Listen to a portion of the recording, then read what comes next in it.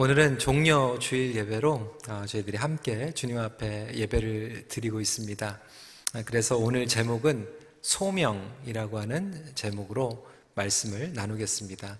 Today's sermon title is the call. 하나님의 소명은 모든 그리스도인을 향한 것입니다. God calls every believer for His purpose. 목회자들, 선교사님들, 직분자들 뿐만이 아니라 모든 그리스도인들, every believer에게 소명을 주셨습니다. 여러분, 우리가 예수 그리스도의 은혜 가운데에서 구원을 받았습니다. 구원을 받았다라고 하는 것은 하나님께 선택을 받은 것입니다.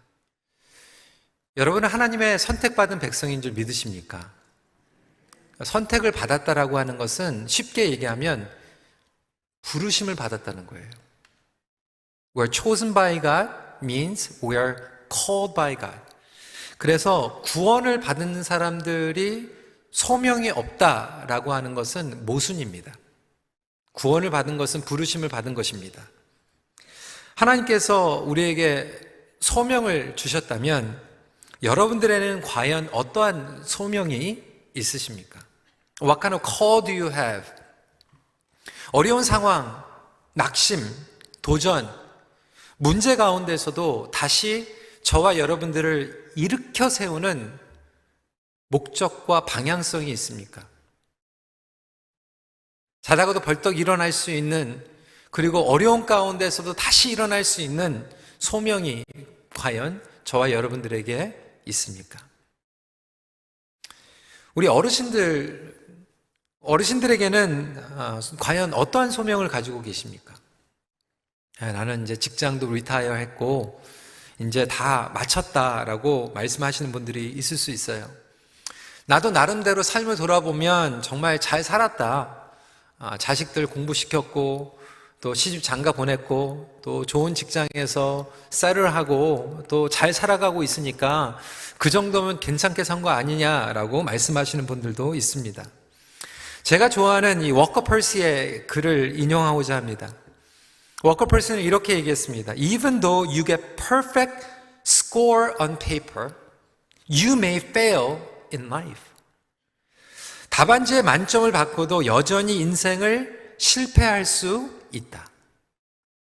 여러분들이 세상을 살아가면서 인생 가운데 답안지에 체크마크로 정말 퍼펙트 스코어를 다 가졌다고 할지라도 하나님께서 주신 소명을 이루지 못하고 살아간다면 하나님 관점에서는 죄송하지만 실패한 인생이에요. 반대로 세상과 비교했을 때 나는 뒤처지는 것 같고 조금 부족한 것 같지만 나는 하나님께서 주신 소명이 있다, 그리고 그것을 이루며 살아가고 있다라고 한다면 여러분들은 하나님의 관점에서 성공한 인생이에요. 우리 부모님들, 자녀들 하나님께서 주신 선물이라고 이야기하지 않습니까? 하나님께서 주신 선물을 최선을 다해서 양육하고 있어요. 그들의 교육과 그들의 미래를 위해서 모든 것을 투자하는 부모님들 얼마나 많습니까? 심지어는 낯선 땅으로 이민 와가지고 유학 와가지고 정말로 생고생하시는 부모님들이 있습니다. 여러분 자녀들이 하나님의 선물이라고 믿는다라면 그들이 앞으로 뭘 먹고 뭘 어떻게 살아야 될까, 어떤 전공을 해야지 정말로 잘 나갈 수 있을까라고 하는 고민을 하기 전에 과연 하나님께서는 우리 자녀들에게 어떠한 소명을 주셨는가라고 하는 질문을 해본 적이 있으십니까? 청년들에게 질문합니다. 여러분, 우리는 팬데믹 가운데에서 힘든 세상을 살아가고 있습니다. 예전보다 더 어려운 세상을 펼쳐나가야 됩니다. 하지만 그렇게 힘든 가운데에서도 우리 청년들에게는 그것을 견디고 준비하며 꿈꾸는 여러분들을 일으켜 세울 만한 소명을 가지고 계십니까? 소위 밀레니얼 그리고 젠지라고 하는 이 MZ 세대, 미래보다 지금 즐기는 것이 더 중요하다라고 외치고 있지만 아무리 모든 것들을 호화롭게 사치스럽게 빚을 내가지고 즐기지라도 그들의 삶 가운데서는 공허함 남을 수밖에 없지요. 노는데 쉬지 못하는 거예요. 레스트 하는데 레스트풀 하는 것이 아니라 레스트레스 하다라고 고백을 하고 있습니다. 왜 그렇습니까? 하나님께서 주신 소명을 찾지 못하고 있기 때문에 갈팡질팡하며 restless하게 살아가고 있는 것입니다. 그렇다면 오늘 종려주의를 맞이하여서 예수님의 소명에 대해서 말씀을 묵상하길 원합니다. 과연 이 소명이란 무엇일까? 여러분, 소명은요, 영어로 call이에요. 내가 만드는 게 call이 아닙니다. 하나님께서 부르시는 것이 call이에요. 내가 잘 나가고 싶고 내가 욕심부려서 내 계획을 세우고 성취하는 것을 calling이라고 얘기하지 않아요. 그렇다면 하나님께서 주신 calling을 어떻게 정리하는가? 첫 번째 포인트입니다. 소명은 하나님께서 주신 거룩한 열정입니다. The call is God-given holy desire. God-given이 핵심 포인트입니다. 그리고 holy desire를 어떤 분들은 holy ambition이라고 얘기까지도 합니다. 여러분, 맞습니다. 사명은 holy ambition이에요. 그런데 ambition이 아니라 holy ambition입니다.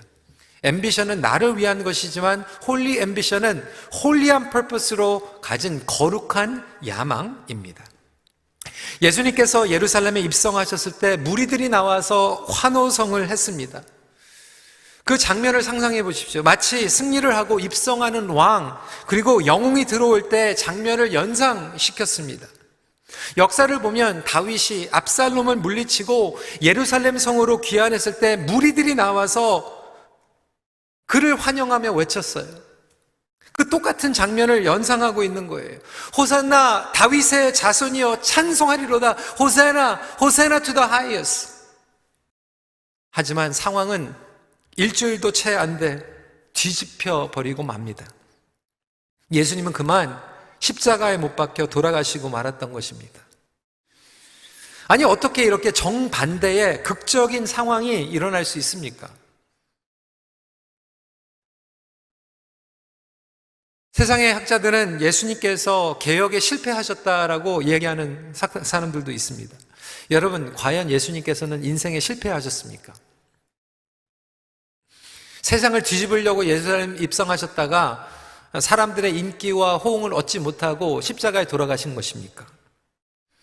사실 예수님은 미리 결과를 아시고 죽으러 들어가셨습니다.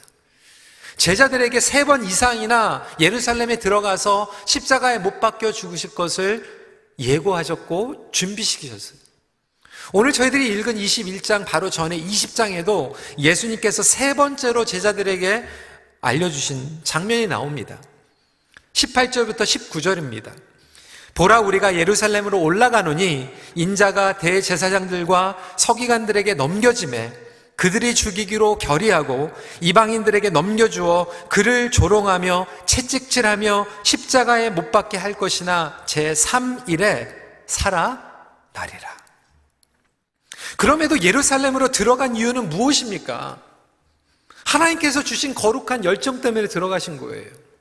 죽음이 기다리고 있고 배신이 기다리고 있는 것을 아시면서도 하나님의 뜻을 이루기 위한 holy passion, holy desire, holy ambition으로 들어가셨습니다. 그러면 그 holy ambition, holy desire, 그 열정은 어떠한 열정이었나요?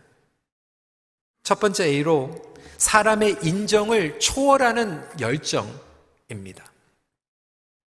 군중들이 환호성을 하면서 예수님을 맞이했던 이유는 잘못된 기대 때문에 그랬어요. false expectation을 가지고 있었습니다. 그들은 예수님께서 힘과 영향력을 가지고 로마의 정권을 뒤집어 엎고 그들에게 자유를 줄 뿐만이 아니라 예전에 다윗의 왕국이 가지고 있었던 경제적인, 정치적인 그러한 위엄과 영광을 회복하실 것이라고 하는 기대를 가지고 있었어요. 예수님은 기적을 베푸시는 전능의 왕이셨습니다. 죽은 자를 살리는 분이었어요. 무리를 걸어가는 분이었어요. 5,000명을 먹이시는 분이었어요. 문둥병을 고치는 분이었어요. 말씀만 하시면 병을 고치는, 악한 영들이 물러가는 그러한 놀라운 기적의 예수님이었기 때문에 충분히 군중들은 그러한 expectation을 가질만 했습니다. 하지만 예수님은 군중들의 기대치에 맞추어 예루살렘에 들어가신 것이 아니죠. 하나님의 뜻에 맞추어서 들어가신 것입니다. 여러분, 우리 인생 가운데서도요, 많은 분들이 대부분 이 false expectation 때문에 인생의 에너지를 99% 소모할 때가 많이 있어요. 여러분 삶 가운데 실망하는 이유가 왜 그렇습니까? 여러분 왜 실망해요? 기대했으니까 실망하는 거예요. 그런데 상당한 부분은 그 기대가 잘못된 기대예요.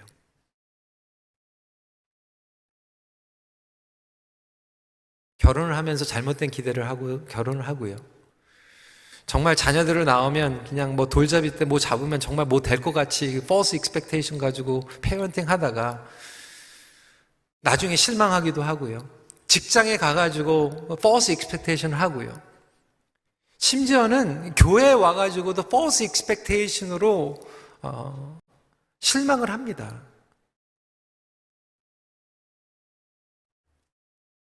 예수님께서는 우리의 false expectation을 맞추기 위해서 이 땅에 오신 게 아니에요. 오늘 영어권에서는 임직식이 있었어요. 6명의 안수집사님들을 세웠습니다. 우리 새로 임직받은 그분들에게 말씀을 드렸어요. false expectation을 사역하지 말라고. 내가 임직을 받으면, 직분을 받으면 뭐 교회를 변화시킬 수 있을 것이라고 하는, 내 힘으로 뭔가를 할 수 있을 것이라고 하는 그 false expectation에 벽에 부닥치게 된다. 군중들은 자유를 원했어요. 근데 예수님은 헌신을 말씀하셨어요. 군중들은 로마 정권에 복수하기를 원했어요. 예수님은 사랑하고 용서하는 것을 선포하셨어요. 군중들은 자기가 높여지는 것을 원했어요. 예수님은 부인하는 것을 말씀하셨어요. 어떻게 보면 군중들의 기대치와 정반대의 하나님의 뜻에 대해서 계속해서 말씀하셨어요. 여러분, 우리가 삶을 살아가면서 이 소명이라고 하는 것은 사람의 기대치를 충족시킬 수도 있지만 대부분은 사람의 기대치를 충족하지 못하는 경우들이 더 많이 있습니다.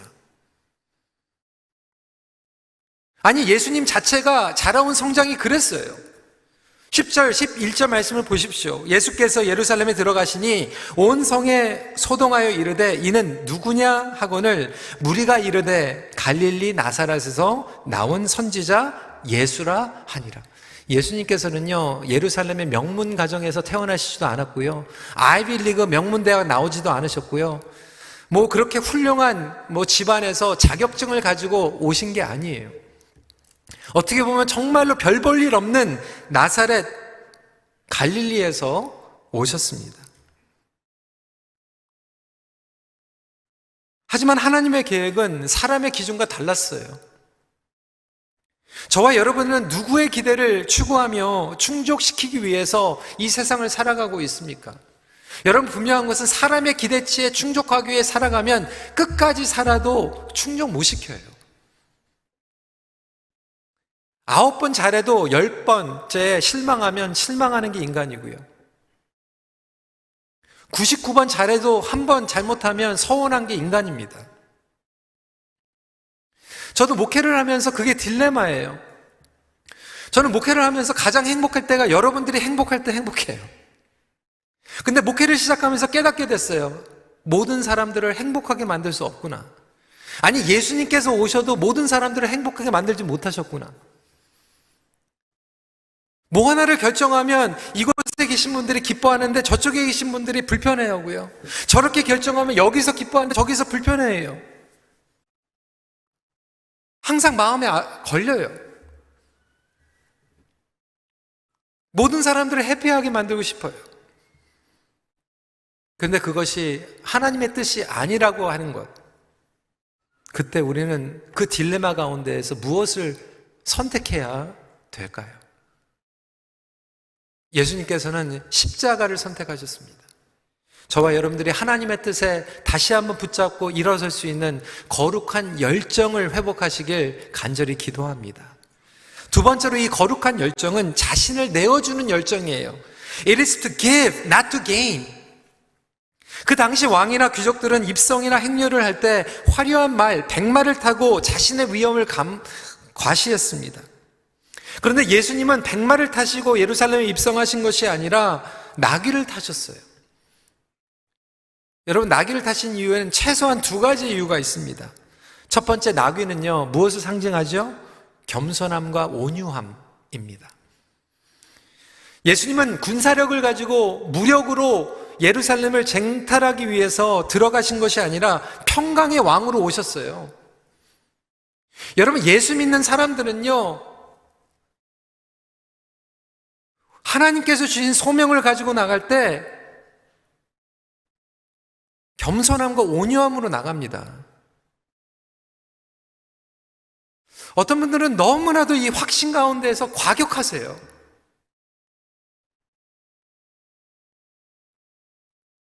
때로는 본인이 가지고 있는 소망과 신념과 확신 가운데에서 막 욕이 나오고요, 비하가 나오고요, 공격이 나오고요.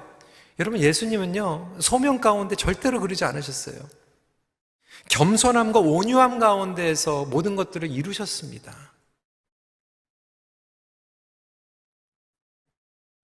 두 번째로 그는 하나님의 언약을 성취하기 위해서 나귀를 타셨어요. 스가랴 9장 9절 말씀을 보면 시온에 따라 크게 기뻐할지어다, 예루살렘에 따라 즐거이 부를지어다. 보라, 내 왕이 내게 임하시나니 그는 공의로우시며 구원을 베푸시며 겸손하여서 나귀를 타시나니 나귀의 작은 것 곧 나귀 새끼니라. 진정한 공의를 성취하기 위해서 자신을 내어주셨어요. 그리고 나귀를 타셨어요. 말씀을 성취하셨어요. 여러분, 공의를요, righteousness라고 얘기하기도 하고 justice라고 얘기를 하는데 요즘 세대들은 이 공의를 fairness라고 얘기해요. fair, being fair. 젊은 사람들은 이 being fair, 공의를 굉장히 좋아합니다.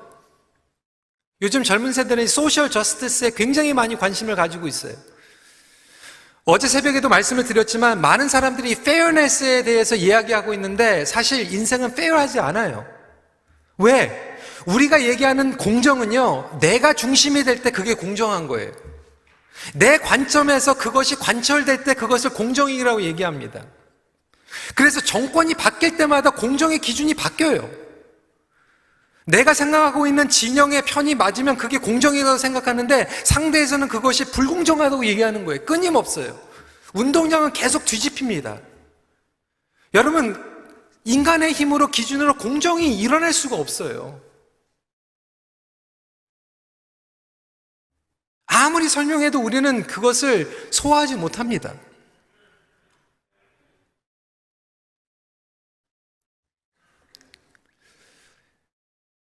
많은 분들이 아시겠지만 저에게 두 딸이 있어요. 이제 아이들이 커가지고 첫째는 이제 대학교 다음 달에 이제 졸업을 하고요. 둘째가 이제 대학교 1학년입니다. 근데 아이들이 조금 어렸을 때 일이에요. 저희 첫째 딸이 7학년이 되었을 때 다운타운에 있는 학교에 이제 입학을 했어요. 그러니까 이제 버스를 타고 서브웨이를 타고 갈아타고 이제 그렇게 조그만 아이가 백팩을 메고 이제 혼자서 이제 러시아워 때 출근길에 이제 가야 되는 거예요. 아무래도 엄마 아빠가 이제 마음이 좀 추근하잖아요. 그리고 좀 불안하기도 하고, 그래가지고 그래도 큰 맘 먹고 이 핸미다운 좀 몇 년 된 중고 스마트폰을 사가지고 줬어요.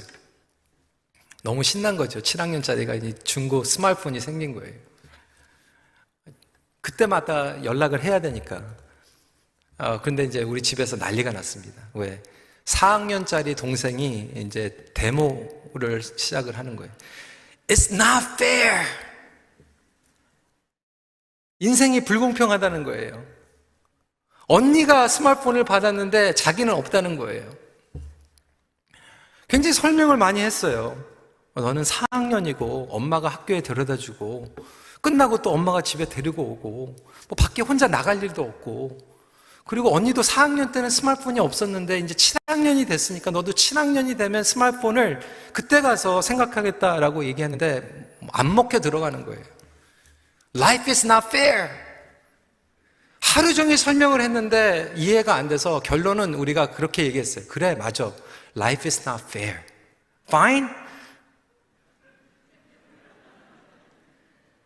여러분, 하나님께서 우리에게 그렇게 말씀하시는 거예요. Life is not fair. 근데 사실 fair해요. 그런데 우리는 우리의 고집대로 그게 불공평하다고 자꾸 말씀하고 있기 때문에 예수님께서는 우리에게 설명을 하셔도 우리가 이해를 못하는 거예요.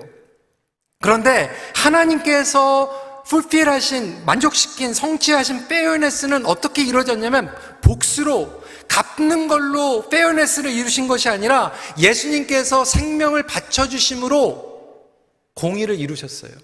예수님의 공의는 자신을 내어주는 공의입니다. 우리가 삶을 살아가면서 fair가 아니다, 공평하지 않다라고 얘기하지만 사실 그렇게 얘기하는 동기에는 지극히 그 중심에 내 중심, 나의 욕심이 자리 잡고 있기 때문에 불공평하다고 얘기하는 거예요. 그런데 정말로 나의 자신을 부인하고 나를 다른 사람들을 위해서 주고 희생하고 사랑하면 결국 그 모든 것들이 fair하게 보일 수밖에 없어요.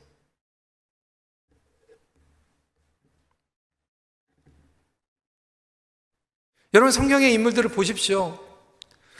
세상에 믿지 않는 사람들은요, 뭐가 잘못되면 컴플레인 합니다. 불평해요. 그리고 블레임 합니다. 누구 탓을 해요. 그런데 성경에 나와 있는, 그리고 하나님께 위대하게 쓰임받은 사람들은 컴플레인을 하는 게 아니라 컬링을 받았어요. 블레이밍 하는 게 아니라 그것을 버든으로 받았어요. 여러분, 직장에서 모든 친구들이, 동료들이 컴플레인 할 때 여러분, 믿음의 사람들은 그것을 소명으로 받습니다. 세상의 모든 사람들이 블레임 할 때 우리들은 그것을 거룩한 부담으로 받습니다. 우리가 얻지 못하는 것 가운데에서도 우리는 소명을 받을 수 있어요. 심지어는 나에게 기회가 주어지지 않았다라고 했을 때도 그것을 통해서 나같이 기회를 받지 못한 사람들을 섬길 수 있는 소명이 될 수 있고요. 나에게 불편함이 주어졌다라고 했을 때 나보다 더 불편한 사람들을 위해서 섬기는 소명이 될 수도 있고요. 나에게 질병이 찾아왔을 때 나와 똑같이 고생하는 질병인 사람들을 위해서 소명이 일어날 수 있고요. 그렇다면 여러분들은 어려운 가운데서 컴플레인하고 계십니까? 컬링을 받으셨습니까? 블레임하고 있습니까? 버든을 받고 계십니까?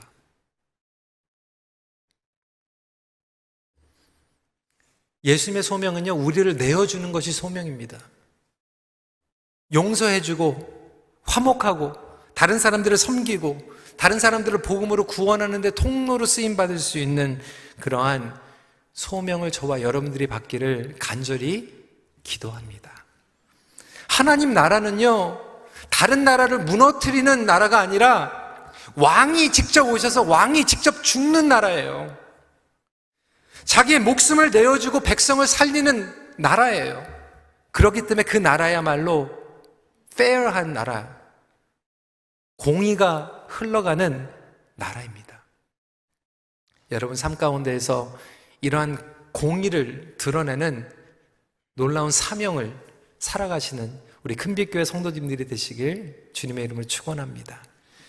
두 번째 포인트입니다. 소명은 온전한 주인에게 순종하는 것입니다. The call is fulfilled through obedience of the true master. 여기에서 master가 중요한 게 아니라 true master가 중요합니다. 여러분 인생에 누가 주인입니까? 워커 퍼시의 이야기처럼 답안지에는 perfect answer가 담겨져 있어요. 당연히 하나님이죠. 우리는 페이퍼에 그렇게 정답을 써요. 그렇지만 진짜 삶 가운데 실제적으로는 주인이 누구예요? 많은 경우엔 저와 여러분들이에요. 나의 인생을 내가 주인이 되어서 살아갑니다. 근데 여러분, 진정한 주인이 바뀌면요, 인생이 바뀝니다.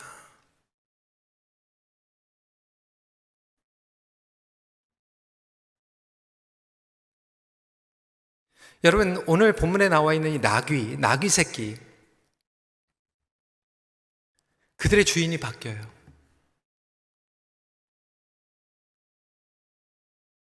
인생이 바뀝니다. 3절 말씀에 만일 누가 무슨 말을 하거든 주가 쓰시겠다 하라. 그리하면 즉시 보내리라 하시니. 오늘 본문에는 자세히 명확하게 설명은 하지 않고 있지만 누가복음 19장 말씀을 보면 조금 더 자세하게 설명하고 있어요. 아직 아무도 타보지 않은 나귀 새끼가 매여 있는 것을 보리니 풀어 끌고 오라. 만일 누가 너희에게 어찌하여 푸느냐 묻거든 말하기를 주가 쓰시겠다 하라. 여러분, 나귀 새끼의 관점에서 한번 생각을 해보세요. 아무도 안 타는 거예요. 한 번도 쓰임을 못 받고 있어요. 왜 아무도 나를 사용하지 않는가? 딴 친구들은 다 잘 타고 다니는데 왜 나는 아무도 원치 않는가? 언제 나는 쓰임을 받는가?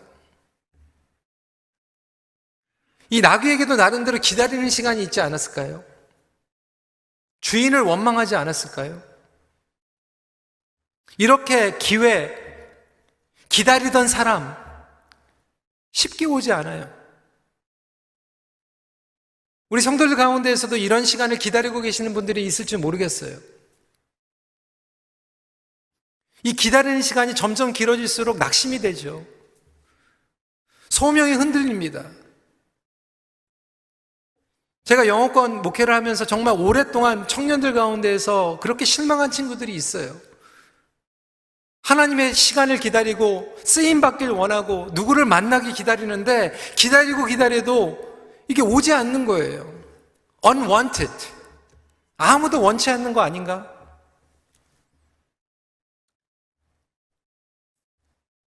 어떤 청년들은 기다리다가 나중에는 이렇게까지 질문하더라고요. 하나님께서 나를 사랑하지 않으시는 것 같아요, 목사님. 그래도 더 기다려볼게. 마지막에는 뭐라고 얘기하면 하나님께서 안 계신 것 같아요. 막 이래요. 그러다가 어느 날 갑자기 문이 열리면 하나님께서 부활하셨습니다. 이렇게 얘기해요. 나에게 문이 닫혀 있으면 하나님 안 계신 것 같고, 나에게 문이 열리면 하나님 부활하신 것 같고, 호산나 외쳤던 사람들이 똑같았어요. 예수님 들어오실 때는 호산나 다윗의 자손이여 우리를 구원하소서 그렇게 찬양하다가 예수님께서 그들의 응답을 원하는 대로 하지 않으니까 그냥 십자가에 못 박으소서 Crucify him, crucify him 이렇게 외치지 않았을까요? 여러분, 분명한 것은 하나님께서 저와 여러분들의 형편을 아세요. 그리고 절대로 여러분들을 그냥 놔두지 않으십니다. 여러분 자녀들 unwanted 아니에요. 하나님께서 want, 하나님께서 그들을 원하십니다. 하나님께서 그들을 사용하실 거예요. 그 타이밍이 아직 안 온 거예요. right person이 안 온 거예요. right opportunity가 안 온 거예요. right 주인이 아직 안 나타난 거예요. 그런데 그 믿음으로 기다리면서 우리는 주인을 기다리면서 언젠가 쓰임받을 때 그것을 기다리면서 나아가는 거죠. 근데 많은 부분 가운데에서 많은 부분들이 이 컬링을 기다리는데 막 그냥 이 원샷, lifelong commitment, 모세가 떨기나무를 통해서 그냥 어마어마한 소명을 받은 것처럼 그거를 기다려요. 물론 하나님께서는 여러분들에게 모세와 같이 떨기나무의 사건과 같이 그러한 어마어마한 소명을 주실지도 모르겠어요. 근데 제가 경험한 많은 분들은요, 이 나귀와 같은 소명을 받았어요. 모세와 떨기나무와 같이 평생의 이 라이프롱 컬링은 아닌데 이 나귀와 같이 어떤 컬링이냐면 한 번 쓰임 받는 거예요. 이 시즈널 컬링이라고 얘기해요. 어떤 경우에는 circumstantial 컬링이라고 얘기해요.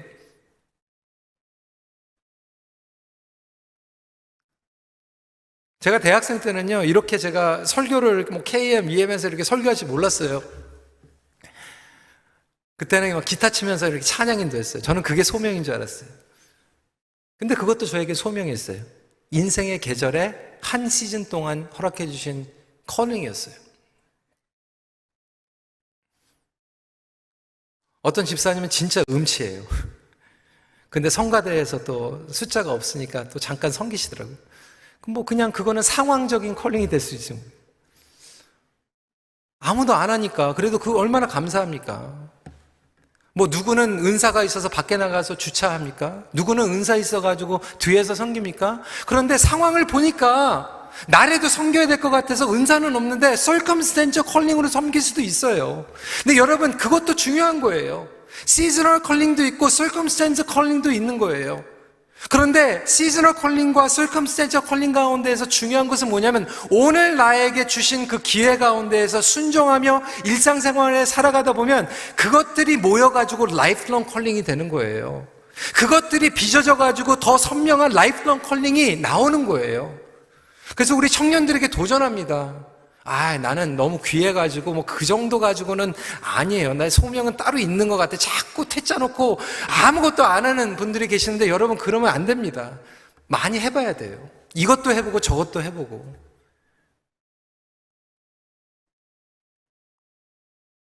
그 가운데에서 나중에 중년이 되었을 때 이제 정리할 수 있는 거예요. 간추릴 수 있는 거예요. 필터링 할 수 있는 거예요. 여러분, 우리 부모님들 자녀들 많이 경험할 수 있도록 해주세요. 시즈널 컬링일 수도 있고 서컴스턴셜 컬링일 수도 있는데 우리 자식 귀하다고 뭐 이것도 못하게요 저것도 못하게요 그렇게 하지 마세요. 하다 보면 하나님의 소명을 발견합니다. 방황하는 청년들 얼마나 많이 있습니까? 이러한 작은 소명들을 추구하다 보면 장기적인 라이프롱 인생의 소명을 받게 됩니다. 그래서 우리 중년들은요, 그것을 이제 간추려가면서 소명을 섬기는 거고요. 우리 어르신들은 이제 그것을 통해서 정말 황홀한 season, maturity를 다른 사람들에게 노하우를 전수하는 소명을 감수하는 것입니다. 중요한 것은 이 소명을 감당할 때 저와 여러분들이 스팟라이트이 아니라는 거예요. 제가 예전에 이 슈렉 2라고 하는 애니메이션을 봤는데 이 비슷한 모습을 연상하더라고요.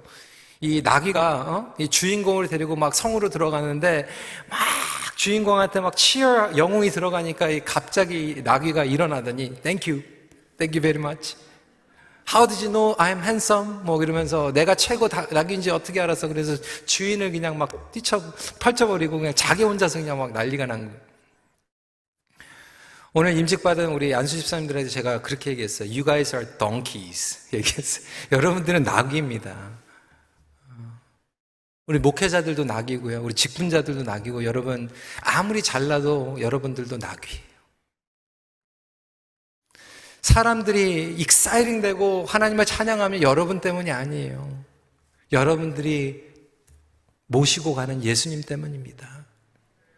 여러분, 우리의 삶 가운데에서 이 소명으로 반응하고 우리의 주인 바뀌는 순간 운명이 바뀌고 방향이 바뀌고 삶의 성취의 기준이 바뀌어서 정말 인생의 다른 것들은 다 몰라도 하나님 보시기에는 이 소명 하나 붙잡고 살아가다가 주님 만났을 때 잘했다 충성된 종아 이렇게 칭찬받아야지 정말 이 세상에서 퍼펙트 스코어 맞고 갔는데 You failed in life 이렇게 듣지 않는 저와 여러분들이 되면 좋겠습니다. 말씀을 마칩니다. 성공하는 삶이란 하나님이 주신 소명을 이루는 삶입니다. 같이 기도하겠습니다. 오늘의 말씀을 붙잡고 성도 여러분, 여러분들에게 질문하겠습니다. 성도 여러분들에게는 이 어려운 가운데서도 다시 생각만 하면 벌떡벌떡 일어나고 실패하고 낙심했지만 다시 일어나게 하는 그런 소명이 있으십니까?